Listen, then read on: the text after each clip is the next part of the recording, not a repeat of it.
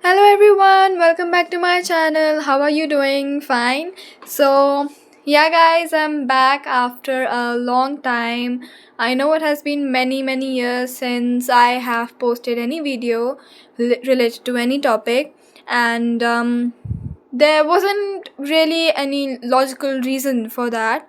So, let's straight away dive into this new journey of learning with me, Vani. Okay, let's start. So our topic for today will be topic of history, rise of British power in Bengal. So basically what we have to study first is history in all the countries is divided in three periods: ancient, medieval and modern. So the first period is ancient. In ancient period, we basically talk about the ancient history. We can state it as things that have happened a long time ago that we used to talk about that we studied in our previous classes. Basically, in classes like fifth or sixth, or maybe seventh as well. Then we talk about the medieval history. Medieval history are the things that have happened in history before modernization. Before the modernization of a certain country, whatever things have happened, they come under the medieval history. Then, at last, we talk about the modern history. So, modern history is basically about whatever happened after the modernization of that certain country. Each period has different characteristics, for example, political, economic, religious, social, etc. And these characteristics set each period apart from one another. And this classification also helps to bring a sense of order in all the historical events that are happening and the processes that have taken place over centuries of evolution.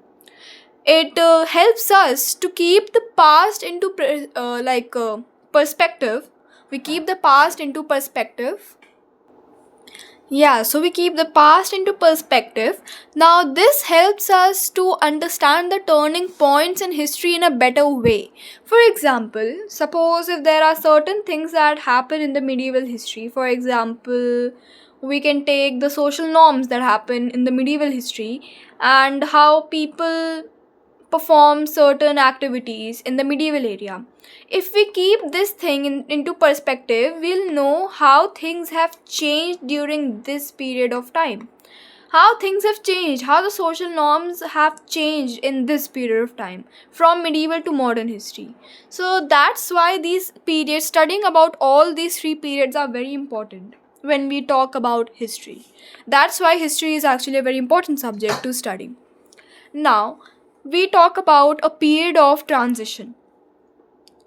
Historical periods, they differ from country to country. For example, during Europe, if we take an example of Europe, the modern age in Europe started in, I think so, 15th century.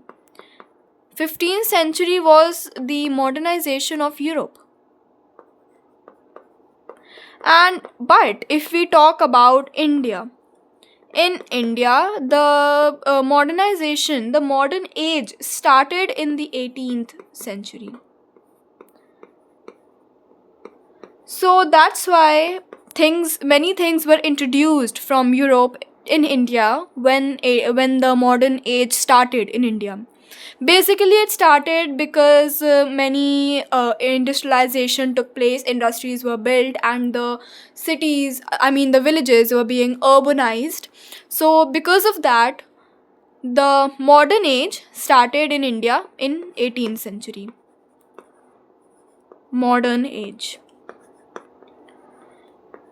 Now, if we talk about Europe, in Europe, the modern age started in the 15th century, as I told before.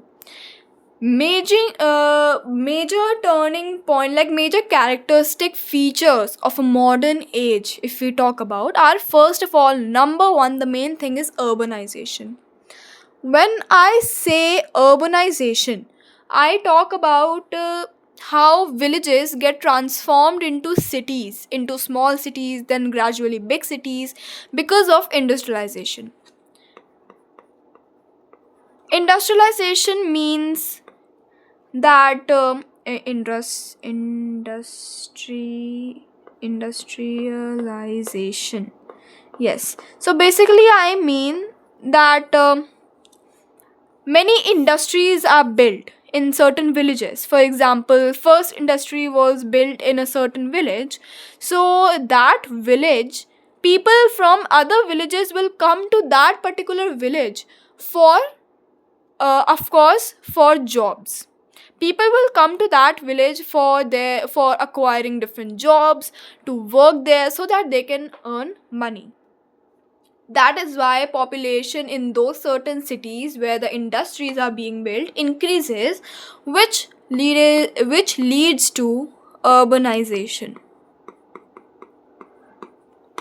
Urbanization, as I told before, means the growing stage of certain villages. When they transform into cities, their population increases, they become modern. People come from different villages, different small cities to acquire jobs, to they settle down there. And of course, people come to these cities which are being urbanized to settle down.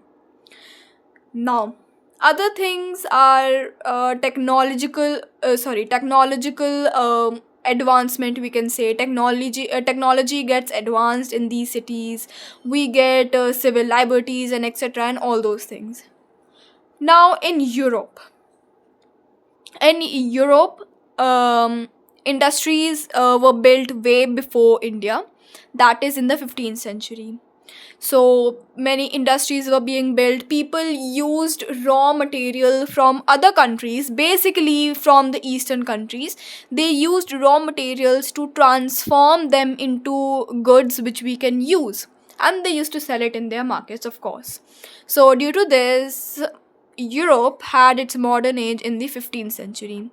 Meanwhile, India had its modern age in the 18th century. The only difference was that industrialization and urbanization happened late in India as compared to Europe. Now, India had been conquered and invaded by many foreigners in the past, but unlike the earlier invaders, the British, they did not settle down in India and adapt to our way of living. They did not come in India. They settled down and they thought, let's live like the way the Indian people live. They came and they settled down and they changed the rule, the way of living in India, the way we sell things, the way we make things, everything. So for the first time, India was ruled by foreigners and was subjected to an alien rule for about 200 years. Yeah. So alien rule was subjected upon the people of India, and the Britishers ruled us for about 200 years. Now, if we talk about the Industrial Revolution in India, by the middle of 18th century, a series of remarkable inventions took place. There were inventions which led to the economic revolution in England.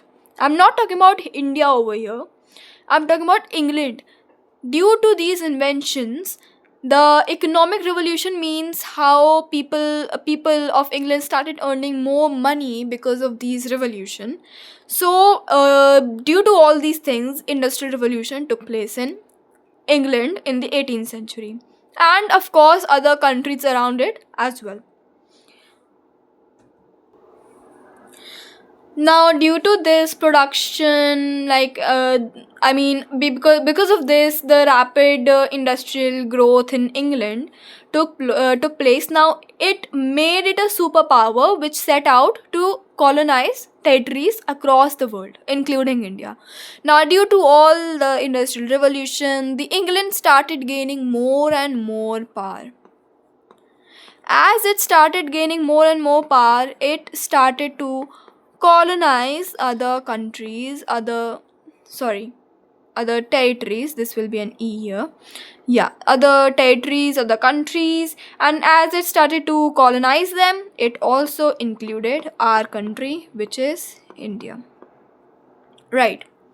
So, first of all, how did the Britishers first came in India? Now, if we talk about the Britishers first came in India as traders. They were traders. The first, when like firstly they came in India in the 17th century.